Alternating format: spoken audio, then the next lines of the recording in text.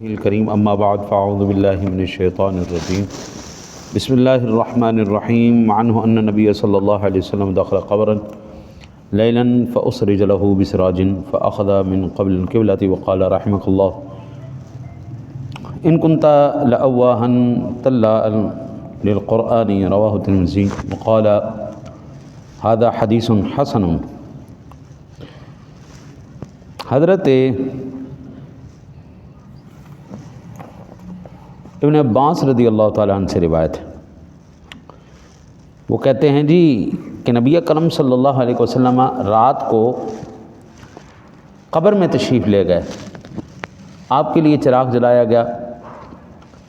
حضور نبی اکرم صلی اللہ علیہ وسلم نے میت کو قبلے کی طرف سے لیا اور فرمایا اللہ تم پر رحم کرے، تم بہت زاری کرنے اور تلاوت قرآن کرنے والے تھے۔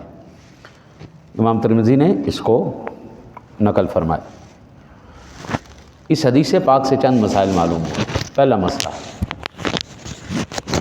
کہ میت کے لیے قبرستان میں چراغ جلانا یا حضور نبی اکرم صلی اللہ علیہ وسلم کے لیے چراغ جلانا یہ بالکل جائز ہے۔ اور ایک یہ مسئلہ معلوم ہوا کہ جن احادیث میں آگ کا منع کیا گیا ہے وہ ہے عبادت کے لیے آگ لے کے جانا۔ کفار لوگ اپنی میتوں کو جلاتے ہیں، آگ کی پوجا کرتے ہیں۔ چراغ سے پوجا نہیں کی جاتی، چراغ سے روشنی کی جاتی ہے۔ روشنی کی غرض سے وہاں پر لے کے جانا بالکل شرعاً جائز ہے، اس میں کوئی بات نہیں۔ اچھا جی، اگر آج کے دور کا ہم دیکھیں تو آج کے دور کے اندر قبرستانوں کے اندر بعض میں لائٹ کا انتظام کیا گیا ہے، اکثر میں نہیں ہے۔ اکثر قبرستانوں میں لائٹ کا انتظام، لائٹ لے کے جانا یا وہاں پر لائٹ کا انتظام کرنا اس میں شرعاً کوئی قباحت نہیں ہے، بلکہ جہاں پر بزرگان دین یا علماء کرام، جہاں پر اللہ تعالیٰ کے نیک بندے مدفون ہو، جہاں پر زائرین زیادہ تعداد میں تشریف لائیں، وہاں پر روشنی کرنا پھر اب سنت کے زمرے میں آ جائے گا۔ ٹھیک ہے نا جی، کہ حضور تشریف لے گئے، ساتھ صحابہ کرام تھے، کیا کیا گیا؟ چراغ سے روشنی کی۔ اس وقت ظاہر بات ہے چراغ ہی تھے، ہاں جی، تو چراغوں سے وہاں پہ روشنی کی گئی۔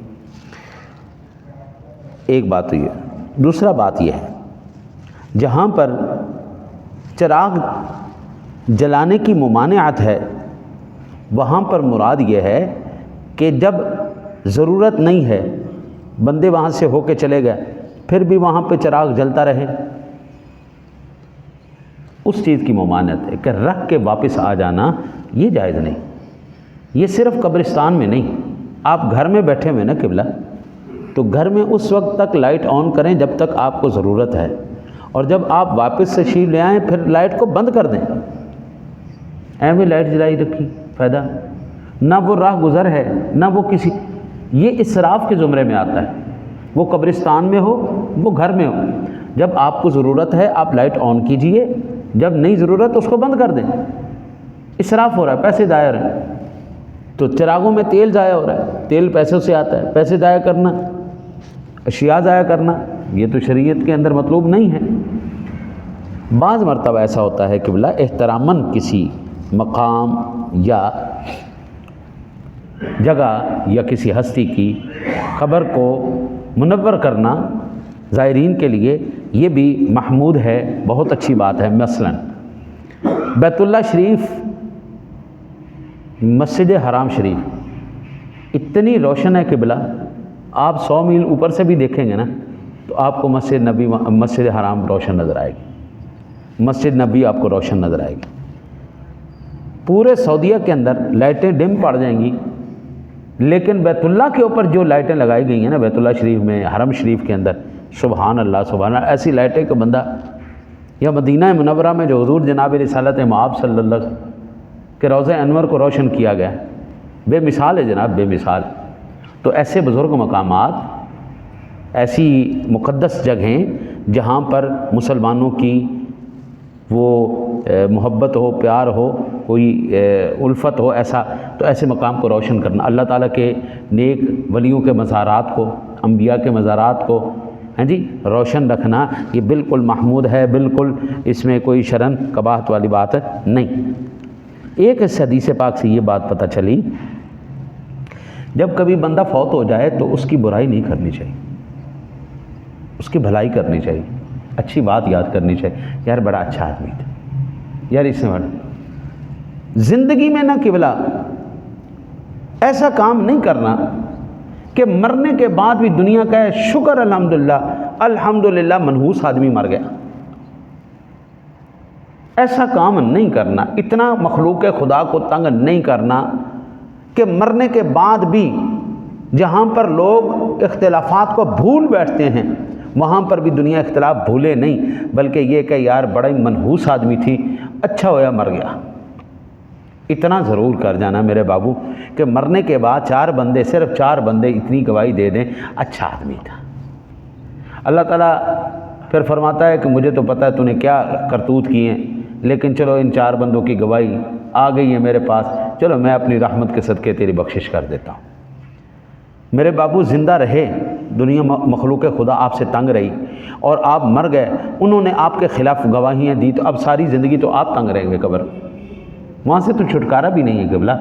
پولیس کو بندہ جو ہے نا جی وہ رشوت دے سکتا ہے، دنیا کو رشوت دے سکتا ہے، وہاں پہ تو رشوت بھی کوئی نہیں چلنی، ادھر تو وہ بھی کوئی نہیں چلنا۔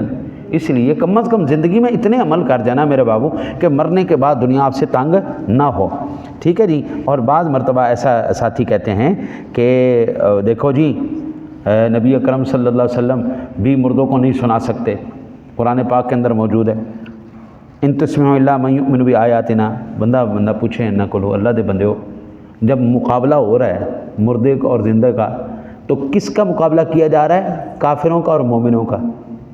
اللہ تعالیٰ نے مومن کو زندہ کہا، کافر کو مردہ کہا، وہ کافر بھی زندہ ہے، مومن بھی زندہ ہے، وہاں پہ اس مردے کا ذکر ہو رہا ہے، اور یہ کہتے ہیں جناب اس مردے کا ذکر ہے۔ اللہ کے نیک بندے جب مومن کا اور کافر کا آپس میں مقابلہ ہو رہا ہے، دونوں زندہ ہیں، تو اس میں سے مردہ کون ہے؟ کیا ایمان والا مردہ ہے جس نے کلمہ پڑھا وہ مردہ ہے؟